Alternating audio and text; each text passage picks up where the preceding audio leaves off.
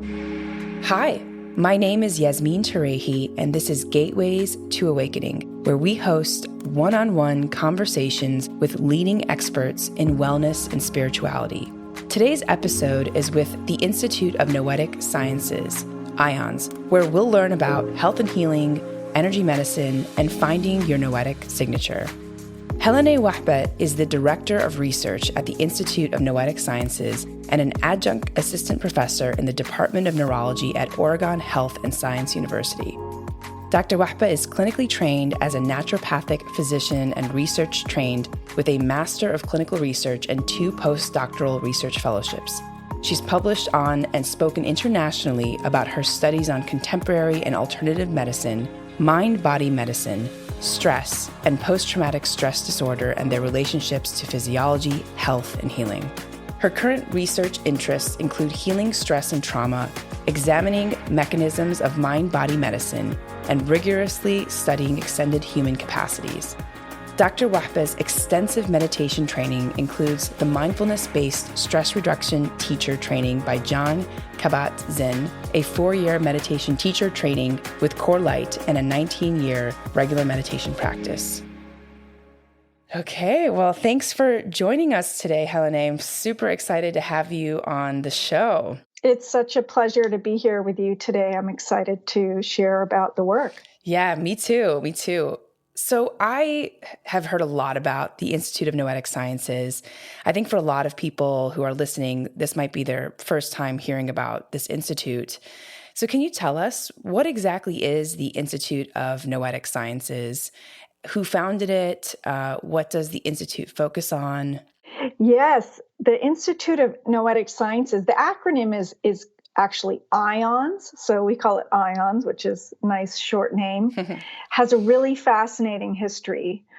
It was founded by an astronaut, Edgar Mitchell, who was actually an Apollo 14 astronaut and the 6th person to walk on the moon.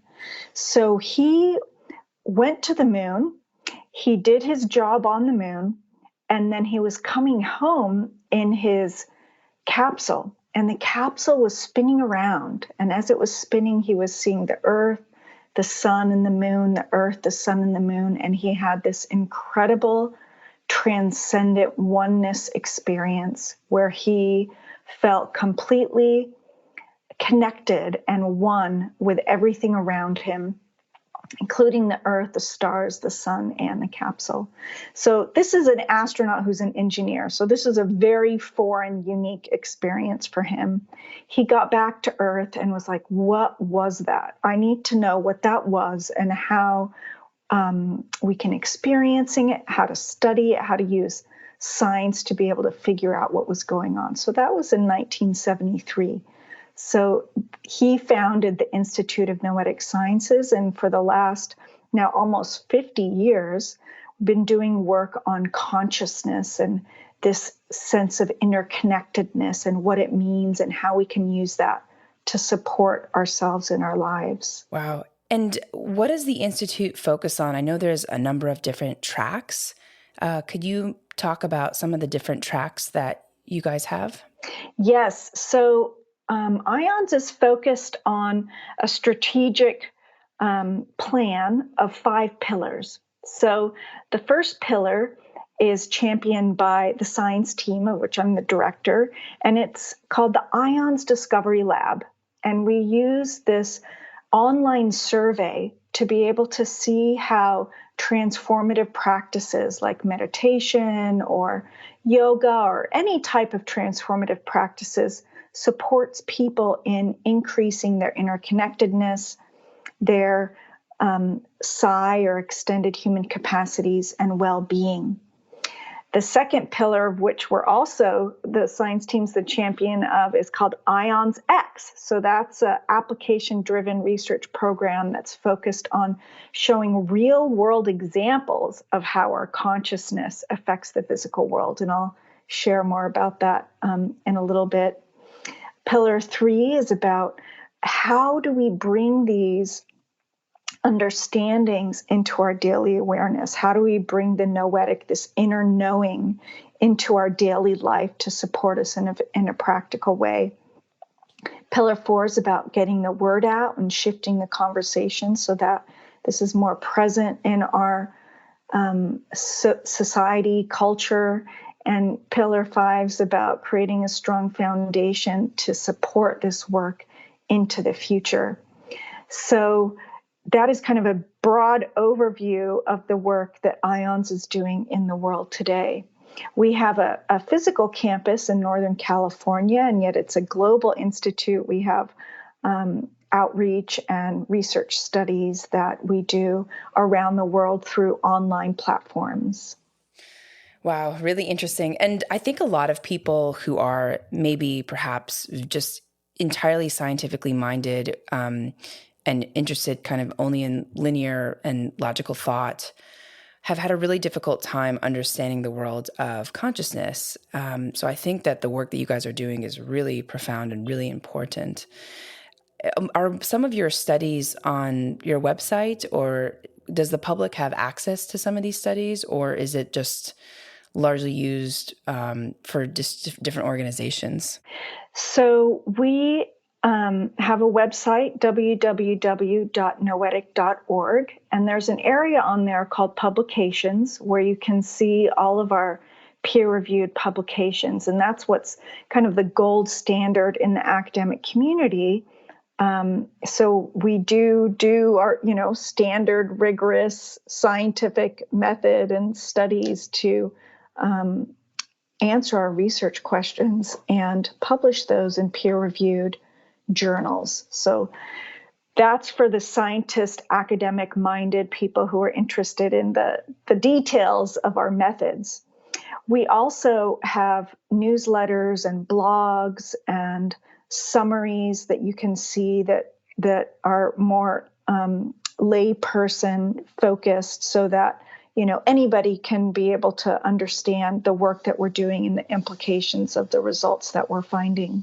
Wonderful. Yeah, and those are all available on our website. I invite you to check it out and see at what level you want to be engaged in. There's plenty there to explore. Wonderful. Helané, why did you decide to work at IONS? Can you tell us a little bit about your journey and what brought you here? Yeah, it's a fantastic story, actually.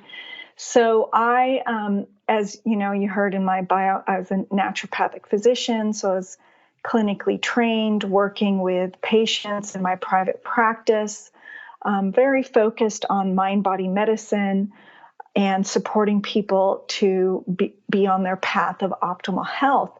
I had done some research before I went into clinical practice, and I just kept being drawn to get back into clinical research. So I ended up being at Oregon Health and Science University, focused on mind-body medicine, specifically mindfulness meditation, and doing meditation research with combat veterans with post-traumatic stress disorder, and did many studies with mindfulness meditation.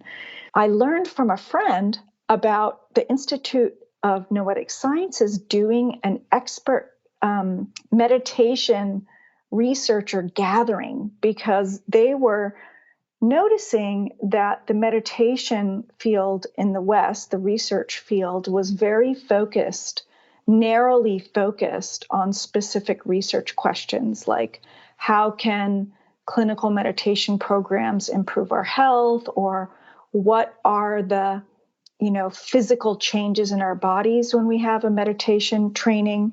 But what wasn't being addressed were things like the spiritual aspects, the transcendent aspects. When mindfulness meditation was brought to the West in the 80s, I think part of its success was that it was secular and it didn't have a spiritual component. And I think that's, great in that it really allowed mindfulness and meditation to explode. You see it all over the place here. When I first started this research, it was still very taboo, but now everyone's doing mindfulness.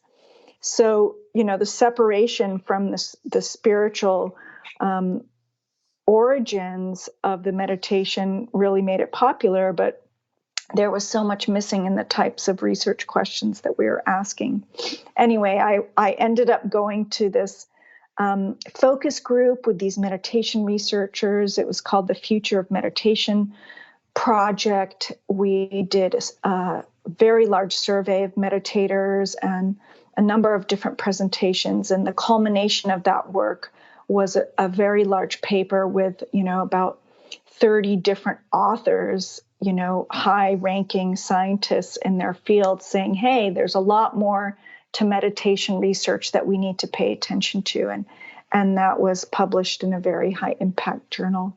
So as I was in this group at IONS, I couldn't believe that they were actually able to say some of their research questions out loud, because in my academic setting, there was no way I would be able to ask about the spiritual aspects or, oh, you experienced telepathy with your teacher. And I began a conversation with their CEO at the time and ended up through a synchronistic chain of events, joining the team as a scientist. My family, I was in Portland, Oregon at the time, but my family was in California. And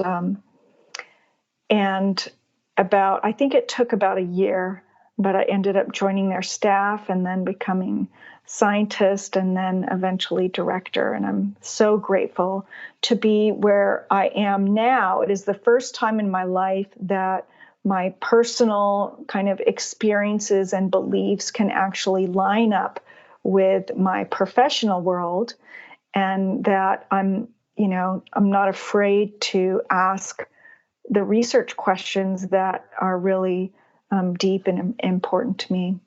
Wow. Thank you so much for sharing your journey towards working at IONS. And I think we'll go into this a little bit later because I read your book, Free to Be Me. And I know that there's a lot more context to the journey to get you to where you are now.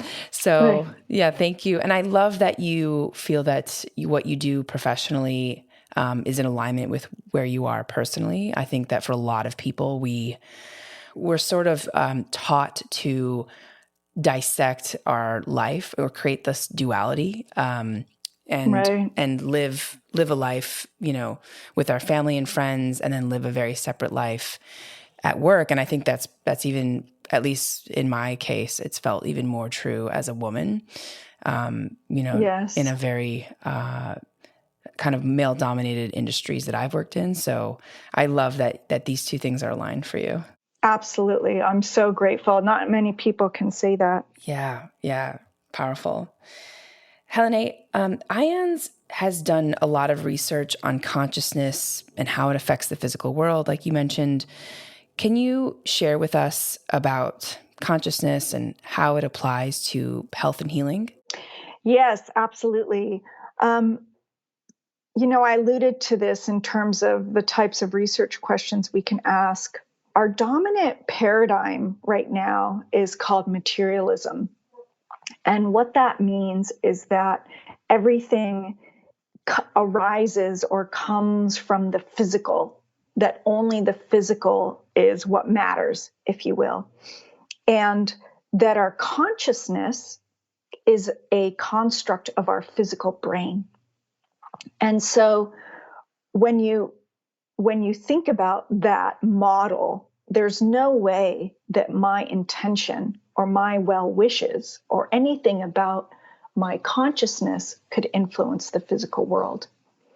So what we're seeing today is that this is likely not true, that there is so much evidence now in multiple different fields that our consciousness is not actually limited to our physical brain, to our physical body, that our consciousness can go far beyond that and actually influence the physical world around it. And so, relevant to health and healing, there are numerous studies now that have looked at positive intention and how that can influence humans, animals, plants, even cells. And these, there's, so many different studies that have been done in the lab, very rigorous, controlled, double-blind, randomized, where people are sending positive intentions towards whatever the target is. Let's say that it's a cell culture. And when they look at the changes in those cell cultures where the positive intention is sent compared to the control where it wasn't sent, we see shifts in the cells. And this has been done in plants where you send positive intention to plants and they grow faster, or, in mice in the lab, and even with people and health. And we see over and over again that there is a positive effect that we're seeing from people just thinking, just sending positive intentions, that whatever that's directed at improves. Now, these effects are small, so it's not like this huge, big effect, but the effect is definitely there. And considering that it should be zero in our materialistic paradigm where our conscious is just stuck in our brain, it's incredibly remarkable that we're seeing this over and over again. And so, we just finished this amazing study at IONS that was looking at this with energy medicine practitioners. And we had 17 different energy medicine practitioners that gave sessions to people with hand and wrist pain. And so with their, unique brand of positive intention, did a 30-minute session with these participants. We had almost 200 people coming through this study. And what we found was that there was an improvement in these people's pain, and that it was clinically significant and statistically significant. So their pain reduced from the beginning to the end of this session, and also it stayed reduced at 3 weeks later. So this is quite remarkable. So here are these energy medicine practitioners. They do one 30-minute session, and these people's pain reduced. Again, if our consciousness was just stuck in our brain, that wouldn't be happening. Yeah. So I love that. So positive intention actually impacts, it could be inanimate, or it could be, like you said, cells. It could be something within the human body or other humans. I think from what I understand, energy follows thought, and not the other way around.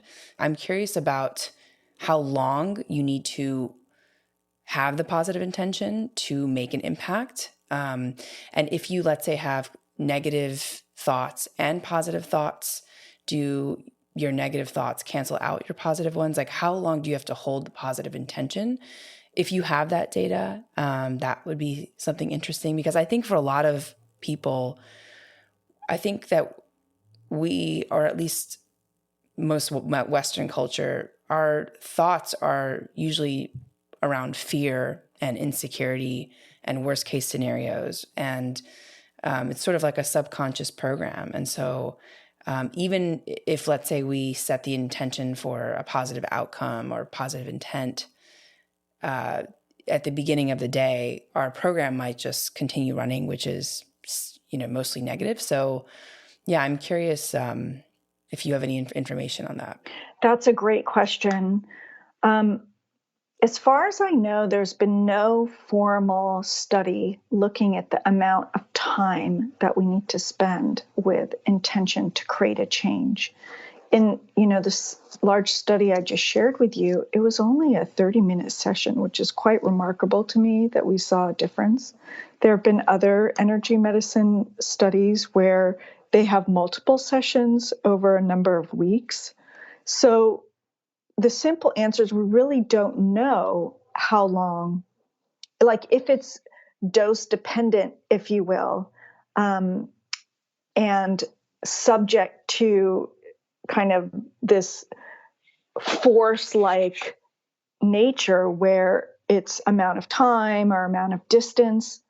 What we see is that the consciousness studies give a characteristic of something that's called non-local. So in our everyday physical world, we have time that moves in a linear direction forward, right? And we have space. So we're on the phone here together, and yet you're physically separated from me. So in our material world, if I was sending you intention, it would take a certain amount of time to get to you, right? So that's kind of like a physical model.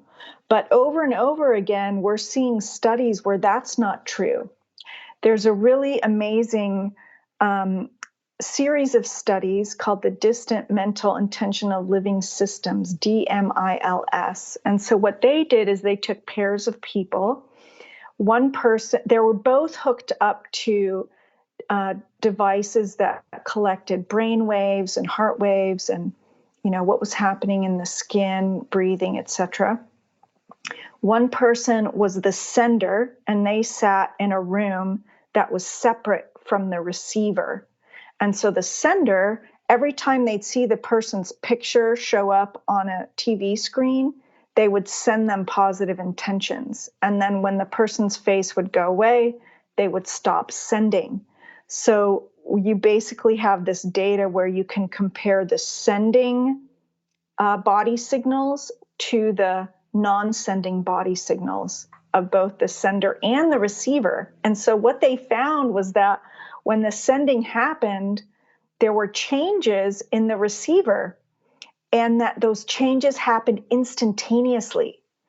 So what does this tell us? That it's not this, physical force that's needing to travel from the sender to the receiver.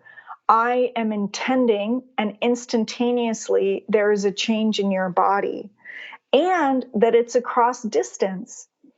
So back to your question about the positive and the negative, there's another really large study called the Global Consciousness Project that went on for over, I think it was about 20 years. And they had these devices around the world that were called random number generators. And they basically spit out a random stream of zeros and ones. And for the most part, there's really nothing that should make it deviate from randomness, and that we should always end up with an equal number of zeros and ones. And so, in numerous previous studies, we found that there were people who could actually influence the zeros and ones with their intention in the laboratory. And so this is kind of a larger global effort to get the pulse, if you will, of the entire world, the global consciousness pulse. And so from this 20 years of data, they looked at what was happening with these streams of zeros and ones during negative events and then positive events. So they compared like all the different, peace day meditations versus terrorist attacks, if you will, or 9/11, or really intense negative feeling events. And so what they found was that the negative and the positive actually influenced the random number generators. So it didn't matter whether it was a positive or a negative event. It was more related to the intensity of the emotion. So do I think only positive intention gets through? No, I don't. I think that all of our intentions matter, whether they're positive or negative. And yes, you can be on the surface of your mind saying, I'm a magnificent, wonderful person. But if you have unresolved, self-hatred or, negative attitudes towards yourself, that's also going to influence what's, I imagine, energetically coming off of you. Now, those studies that I just shared, there's so much more that we need to do to understand how this works. And yet there is evidence that that the negative and the positive doesn't matter. It's the intensity of the emotion that's more important. The intensity of the emotion. I always thought that it was whoever had, like, I guess the most positive intention in the room could lift up the room, like in terms of entrainment. But wow, this is interesting. So the intensity of the emotion actually entrains the field that they're around, from what you're saying. From Yes, from this study. Well, they weren't really comparing them against each other at the same time, but what they noticed is like 9/11 influenced the data away from randomness. Wow. Peace Day also influenced the data more than randomness. So if you had Peace Day and 9/11 on the same day, who would win? I don't know. I couldn't answer that.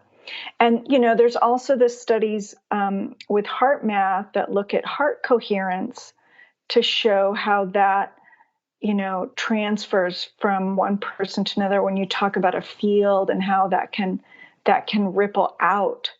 I think there's so much more that we need to learn about that. And it's really fascinating and kind of scary to think about, like, the billions of people on our planet and all of their thoughts and how does it actually, like, what's the final outcome of all those intentions, unconscious and conscious, happening at the same time. And the outcome is what we see, right? We're seeing it around us.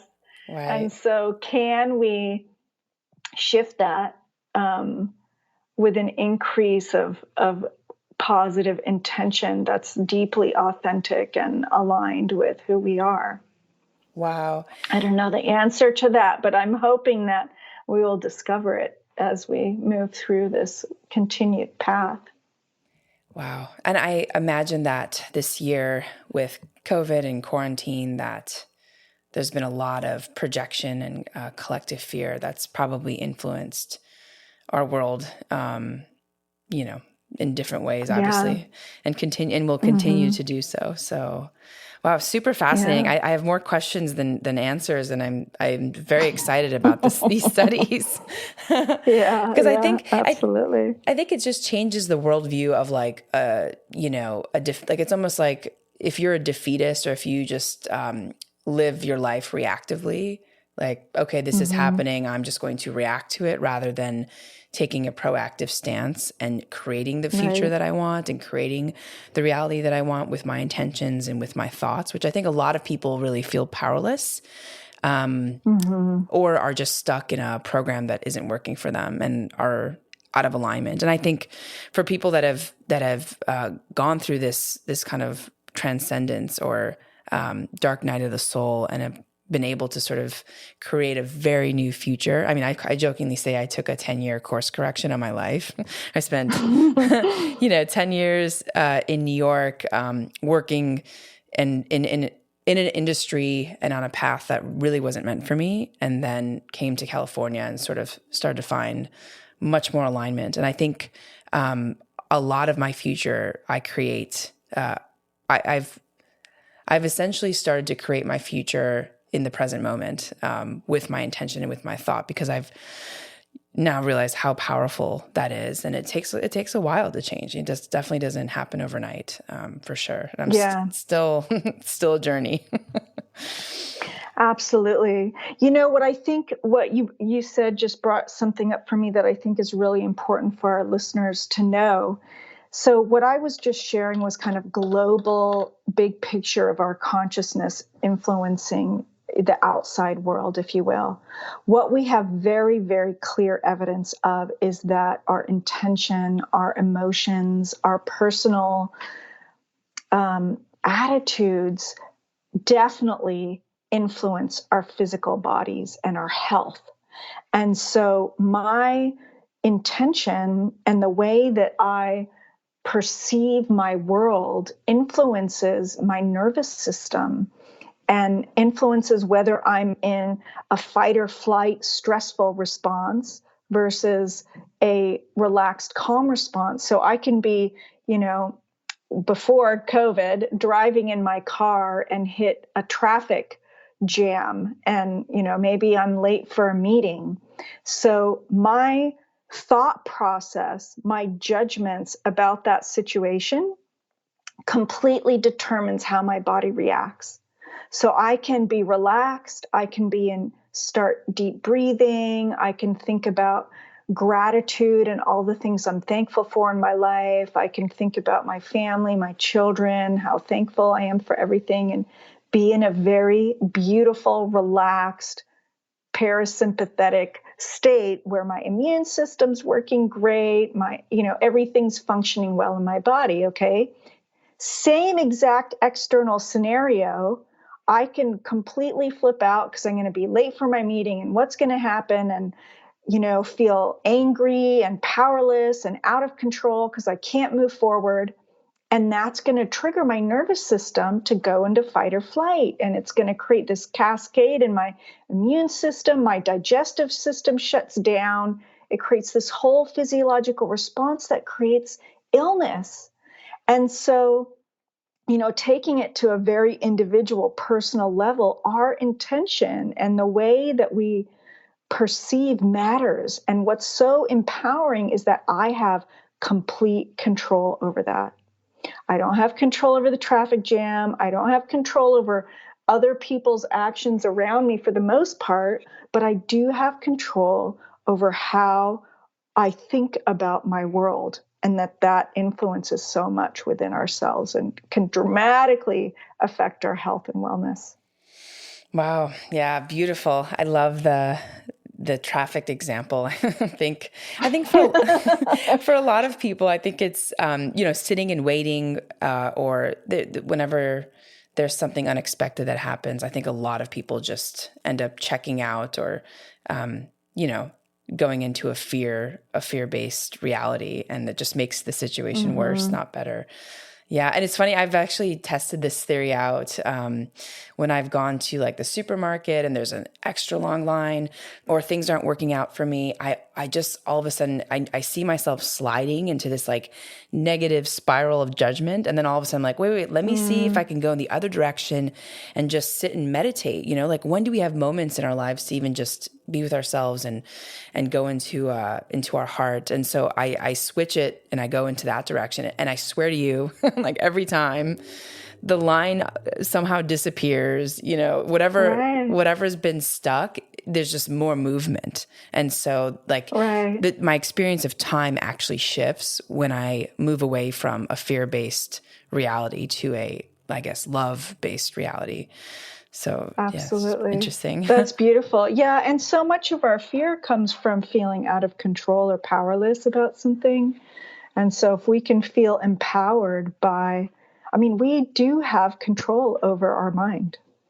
We can control how we're thinking and how we're perceiving things. And so I think it's deeply empowering to be able to feel that sense of, oh, okay, I can actually do something about this within my own self, that often, as you just mentioned, ends up shifting our external world without us even intending it. It's quite powerful. Yeah. It's so powerful. Once I realized that, just that alone, my whole life changed. So, right. Yeah. Helané, can you talk to us about the science of channeling? Yeah. We have, I mentioned the multiple pillars at IONS through our strategic focus. Another research program that I'm heading up is called the IONS Channeling Research Program. And, IONS has been working on this for many decades. So I'm basically building on what's already been done at IONS and other places as well. And so people always say, well, what's channeling? What do you call channeling?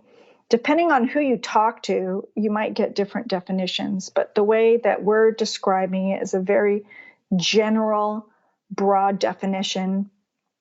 And it goes beyond our traditional 5 senses. It's basically our capacity to reveal information and energy not limited by our conventional notions of time and space. And so you might have heard different terms for this. You could call it extended human capacities or extrasensory perception, or the most kind of taboo word is psychic or psi. It ranges from, gut hunches or intuition to more extreme examples like trance channeling or mediumship. And our research program is attempting to answer 6 questions. The first is, what do we already know? How common is channeling and what are its characteristics? Can we show that the channeling is true? Can we verify some of the information? How does it work? Is there anything about the channelers that makes them unique or characteristic to them? And finally, is the content useful? So with those questions, we have multiple different studies that we're conducting under each one of those. So far, we've seen that, first of all, channeling is incredibly common. It's actually not rare. It's, we're finding over 80% of the people that we poll have had at least one channeling experience. That it's not indicative of a mental health condition, that most people who have channeling experiences are mentally healthy and don't have any sort of psychopathology.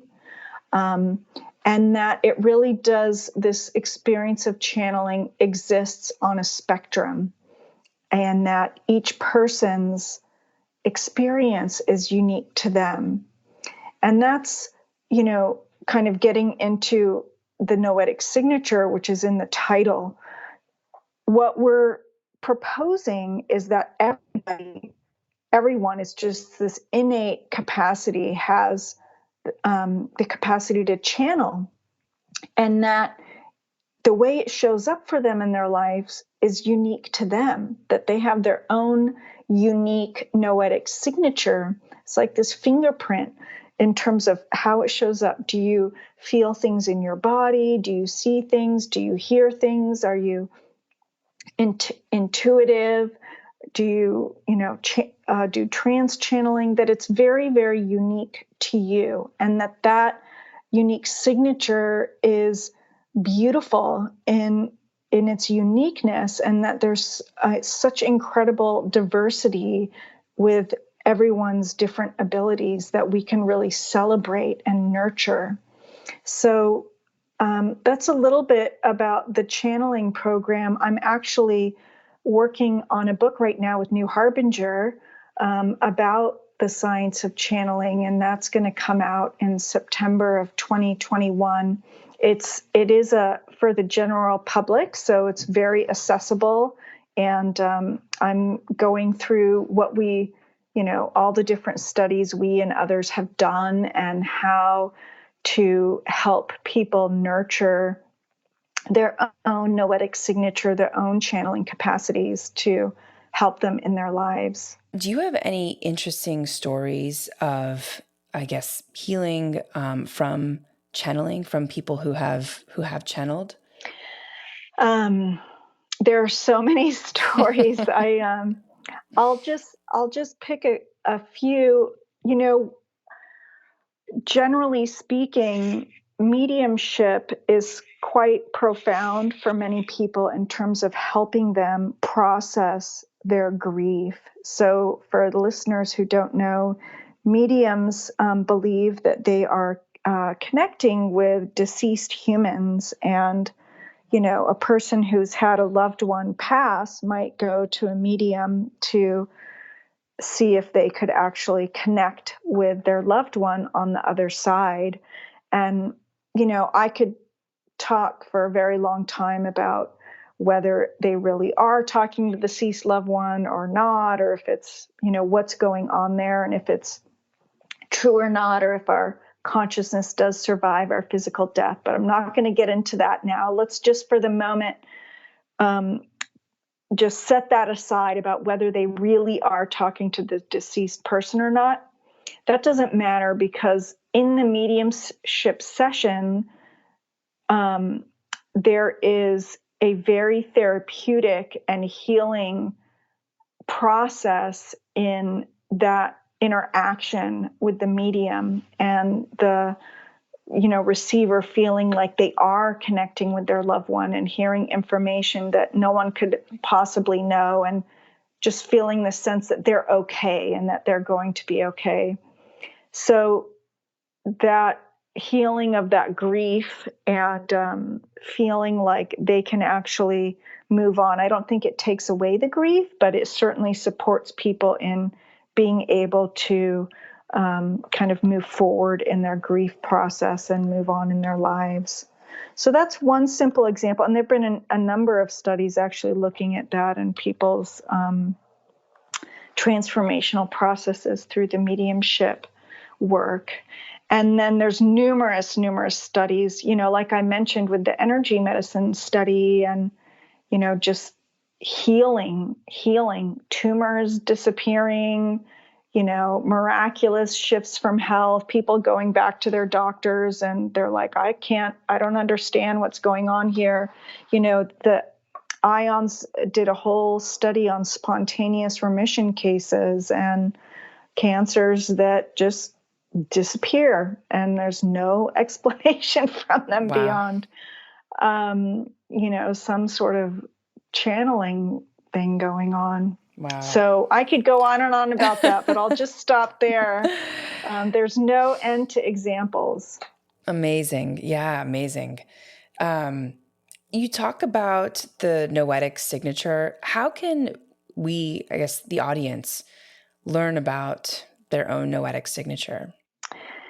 So, we're working on an inventory right now to help people understand their noetic signature. And so that's going to be soon. So I invite your listeners again to go to our website and get on our listserv so that they can know when that comes out. But before that's released, I would invite people to find ways to be quiet and go inward and ask, what is my noetic signature? And be in a place of curiosity about what shows up for them. I know for me, I have learned through my life that I feel it in my body. So I get goosebumps. So let's say I'm talking to someone and they're saying, oh, I can't decide what to do. I either am going to move to this city or I'm going to move to this city. And then when they start talking about this certain city, my whole body will like light up and I'll get goosebumps all over my body. And I'll say, okay, look at that one. Check that one out. Because those goosebumps to me are a sign that that is a more viable path, if you will. So that's just a simple example. And I imagine that, many of you listening have already noticed things about yourself that show up for you when you're receiving information about what is best for you. And so setting the intention and giving yourself space to be in that quiet, inward, curious, inquisitive place will allow that to show up more strongly for you. Wow. Helané, it's so funny. I also get goosebumps and it's very, I'm not surprised. I feel like there's a lot of similarities between the two of us. And when people would talk about, let's say, a relationship or a job, the same thing would happen to me. And I'd have to be very careful because they'd be like, well, how do you know? And I was just like, well, my body literally lights up and it just feels like kind of like a heaven if there's an expansion. And then then it, works in other ways with people that I'm not supposed to be around or jobs I'm not supposed to take, where literally my throat will close up. My body will just contract.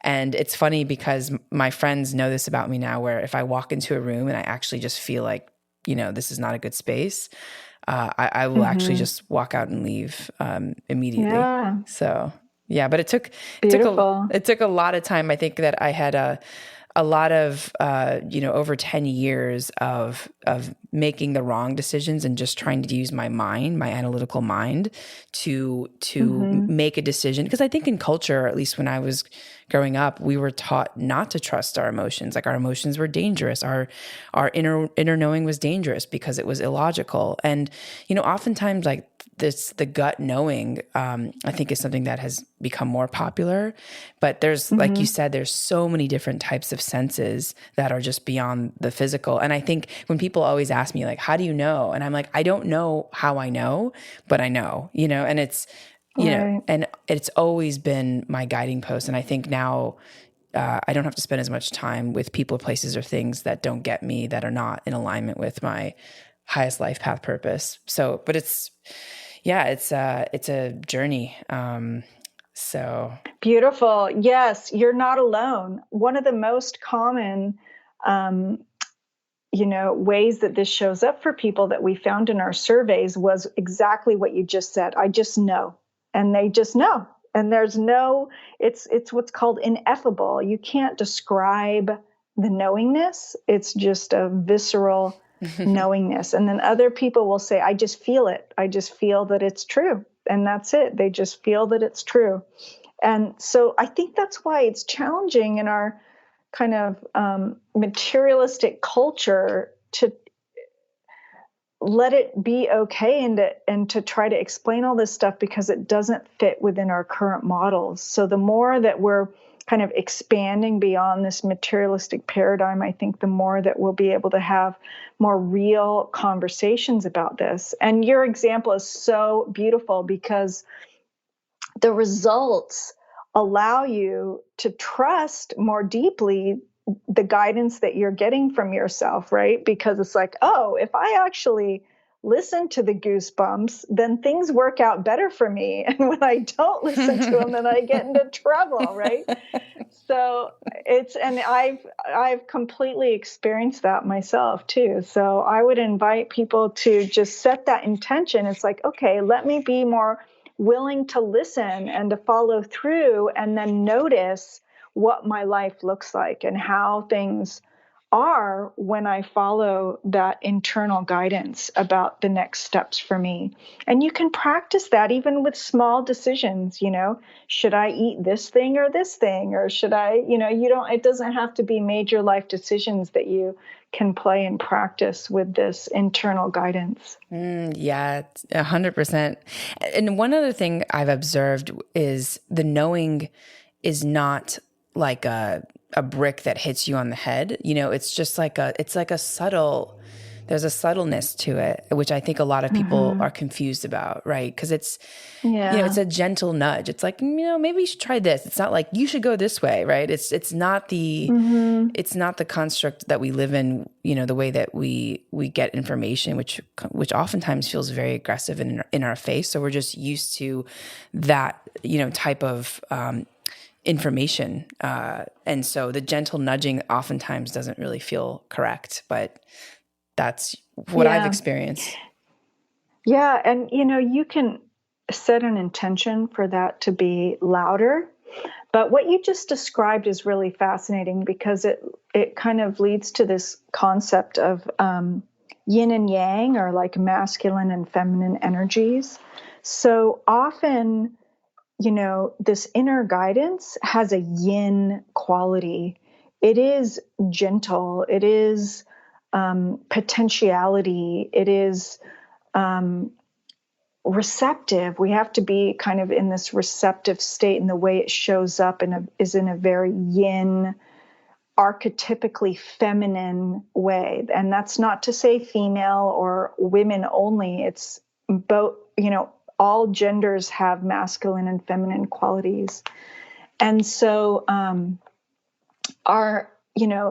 especially in Western cultures, it's very yang, it's very aggressive, it's very doing.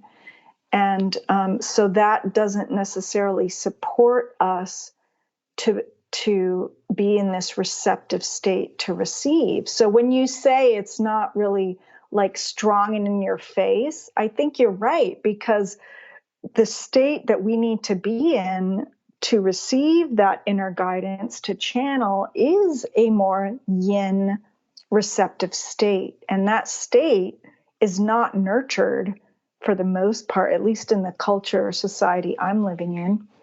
And it's not even really valued to sit quietly. I mean, you look at all of our social media, it's not about sitting quietly with your eyes closed and looking within. It's all very externally focused. I have the answer. Look at me. Here's this information. Blah, blah, blah. And it's constantly in our face saying, here's how you should think. Here's what you should do. Here's da, da, da, da. And, you know, when people have questions about their life, the first thing they do is to like jump on their phone or look on the computer to look outside of themselves for the answers that they need. And that's a very yang doing energetic. Anyway, I could go on and on about that, but I'll stop there. I love the way that you broke that down into the masculine and feminine, because I think that, in the West, our culture is sort of devoid of this feminine energy. I think I was asking my friends this, like, what are some powerful female role models that you know about in the West, and even the ones that have become powerful in culture? I think oftentimes they run a very masculine frequency, and so someone that's truly integrated or that is truly embodying the divine feminine, I think, is really few and far between. I think that Princess Diana was one of the only ones I came up with who was like really truly in her divine feminine and powerful at the same time. So really, really interesting. And I think also our culture has a really difficult time receiving. I think it's an epidemic. Like, we just don't know how to receive. We can only do and acquire. And we're taught that to receive is, not necessarily a good thing. So, right. Helané, what sort of things have surprised you in this journey?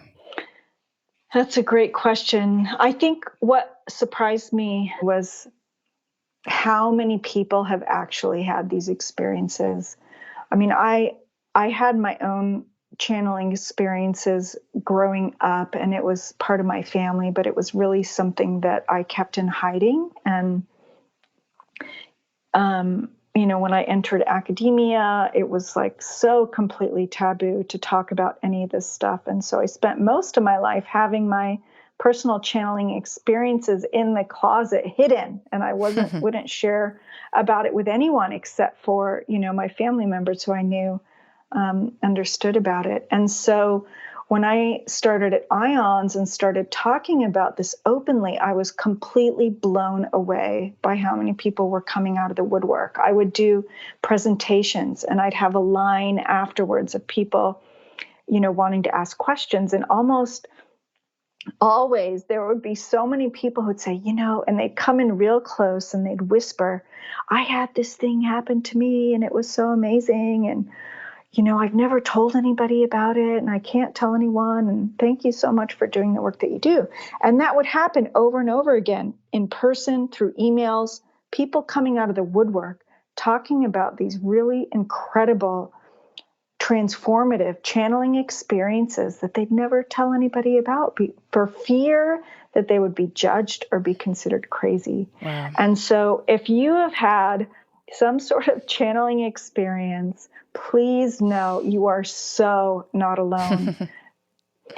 I mean, so many people, the majority of people have these experiences. It's common. It's in fact very common. And my hope is through the work that I and others are doing, that the taboos will be lifted and that we will be able to have more honest, transparent conversations about what's going on and how they work and how we can use them to support us all. Yeah. Wow. Yeah, absolutely. I think that's absolutely true, because it's been interesting since this podcast launched. A lot of my friends who, are maybe not so open to this space, have privately said, oh yeah, there is truth in this, and I don't necessarily have answers, but I've had this experience, or I've had this experience, and so it feels like we're just at the beginning of this journey. Yeah. You wrote a book called Free to Be Me, which I had the pleasure of reading this week. And I was wondering if you could just tell the audience a little bit about this book. And I'd love to also dive into one particular section. And by the way, the book is wonderful. It's a very honest, brutally honest account of your journey and the intergenerational journey between your mom and yourself, and sort of how you navigated what it was like to grow up as a Palestinian American woman in the Pacific Northwest, and also just the trials and tribulations of what it is to kind of come into your own and to be into alignment. So I felt that the book and what you shared had so much resonance with my life, and I'm sure for a lot of people, not just Arab Americans, but also immigrants, children of immigrants, anyone who has kind of had to kind of mother themselves or parent themselves in certain capacities when you have parents who may not necessarily be part of the dominant culture that you grew up in, through no fault of their own, just it is that way. So I'd love for you to just share a little bit about Free to Be Me and your journey. I mean, I think that we didn't really talk about the fact that you are a Palestinian American, and how powerful it is to kind of navigate the space of consciousness as an Arab American. Thank you. Yes. It was an incredible journey to write that book. So the book, Free to Be Me, A Journey of Transformation Through Generational Healing, is essentially a memoir of myself and my mother. And it actually starts with my great-great-grandmothers and talks about their essentially choicelessness in their culture and society, and how, the situations of their lives were dictated by those around them, and how that influenced their ability to fully express themselves, or actually not being able to express themselves. And the story picks up in more detail with my mother, who was born in Birzeit and was the eldest of 6 children, and was engaged at 14 and married at 16. And, basically her mom came in and said, "So do you want to marry this guy? And he seems like a nice guy." And she agreed. And so essentially arranged marriage. And that was common in that culture, and, still is to a certain extent. And her kind of an emotional numbness and lack of awareness of her own self, and living the life that she felt was required of her, coming to this country and being exposed to, many different kind of transformational experiences, and beginning to wake up to the realization that, she now could have more choice, could express herself more deeply. She had me when she was 20. And so she wasn't, I think it was when she was in her mid-30s when she started kind of waking up, if you will. And then raising, me as a daughter, first-generation Palestinian American in the West Coast in California, and all the things that I was exposed to going to, regular school and such. And how her background and then ultimate waking up and growth influenced my experience of growing up, and how my sort of construct of who I was as a child and teenager was very influenced by my mother, my grandmother, my great-grandmothers, that construct of choicelessness and powerlessness and suppression was essentially built into my DNA, and that through various tools have been able to own them, acknowledge them, dissect them, explore them, and then let them go and find a way to expression and choice and empowerment, and being able to not be angry or upset or, criticize, because their lives were as they were. I mean, there's no kind of victim tyrant in that, if you will. But just really owning it, I think, allowed me to let go of its unconscious power over me, and to be able to be myself more fully. And, I had mentioned this masculine feminine piece that came up a lot in the book, because we were really sharing the story of the women.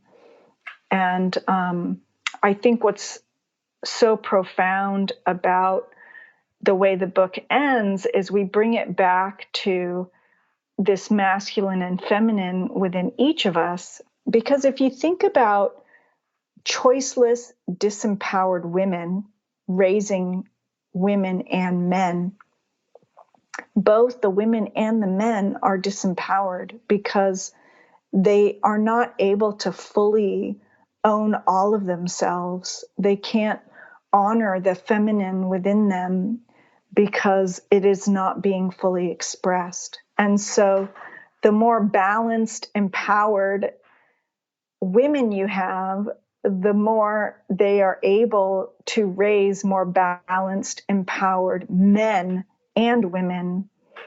And so it's a really personal, vulnerable, heartfelt story, and I invite the listeners to check it out. I'll also say that this work of generational healing isn't just storytelling. There's numerous studies now showing that we do pass things from generation to generation, especially trauma. We can see trauma moving from one generation to the next in how our genes are regulated. And so this has been demonstrated very clearly. So it literally is in our DNA, this suppression, and we can transcend it and move beyond it. And yet the first step to doing that is acknowledging your ancestral story and the archetypes that have been passed down through the generations to you. And are there aspects of how you're living your life today actually driven by these unconscious patterns? So it's an invitation to the reader to explore that from themselves so that we can all become more free to be me, to be us. Wow. Helané, thank you so much for sharing that. That was so powerful. I can't wait for so many of our audience members to listen to that part, especially. I mean, yeah, I think that there's a lot of disempowerment that I think women have gone through the centuries in many cultures. And especially there's, pockets of that in the Middle East, of course, as it is in other cultures.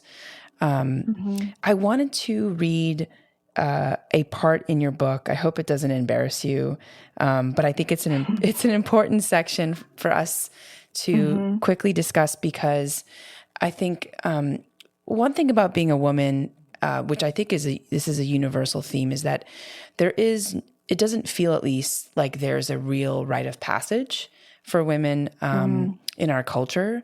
And so I love this part in the book where you talk about the fact that you were, going through a really pivotal point in your womanhood, in your journey towards womanhood, and it wasn't acknowledged. It was actually ignored. And I think that that has been true probably for the majority of women, just from the stories that I've heard growing up from my friend circle.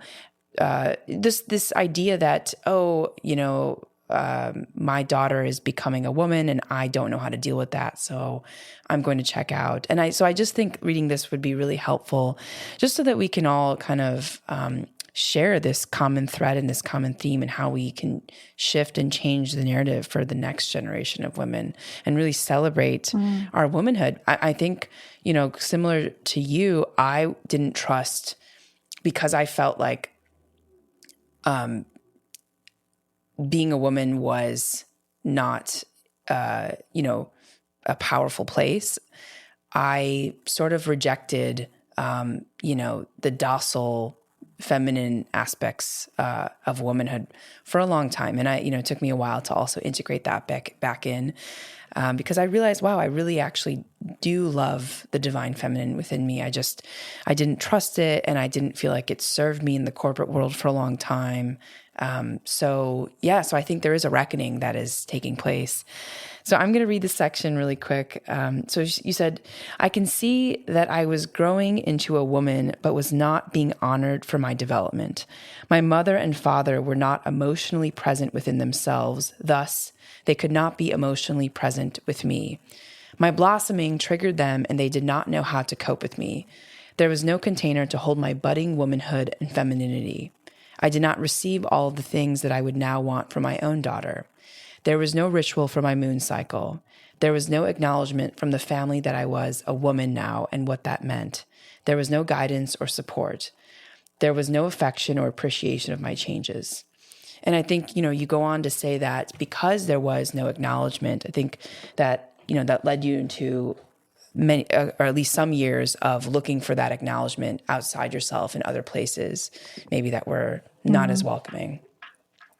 Mm-hmm. So I just think that was such a powerful passage. I mean, I read it a few times because I think that specific point is something we don't talk about enough in culture. Like, why do women not have this rite of passage and this celebration? And I think, and if there is any sort of acknowledgement, it's very brief. And then we're taught, like, don't, stay away from these types of men, don't dress a certain way, don't dress seductively. It's almost like a shame. Right. And I'm not saying this in all, households and cultures, but in conservative culture, there is definitely a desire to create a level of shame so that we don't have to address the human. We create this other force. So I'm just curious if you want to add anything to that, but I just thought it was a really powerful section, and I think it would be very important for our readers to acknowledge.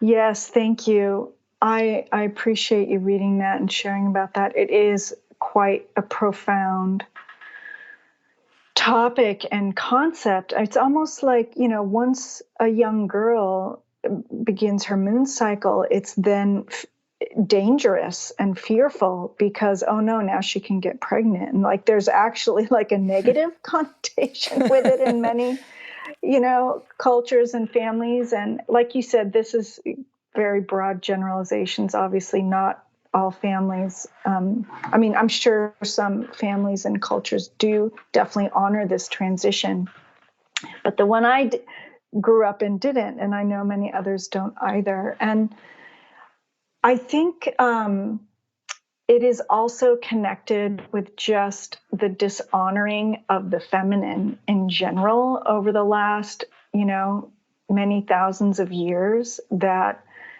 the feminine has been hidden, it's been suppressed, it's been ignored, subjugated, pushed down. I could go through a whole list of verbs, but it has not been honored and acknowledged. And that shows up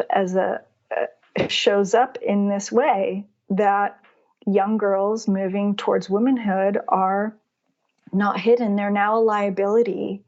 And so how do we begin to shift that? I feel like there are openings to be able to shift that today, and that bringing awareness to it is the first step. So, for those of you listening who have daughters who are, going to come up to that time, it's like, okay, what's a really simple and beautiful way to acknowledge that change in them? And can you lovingly bring up conversations about what it means to you to be a woman, and what are her hopes and desires and fears about now being a woman, and just bringing awareness and conversation to it. I can't say that I have the answers to this or what it should look like, besides bringing attention, awareness, and an open attitude about owning,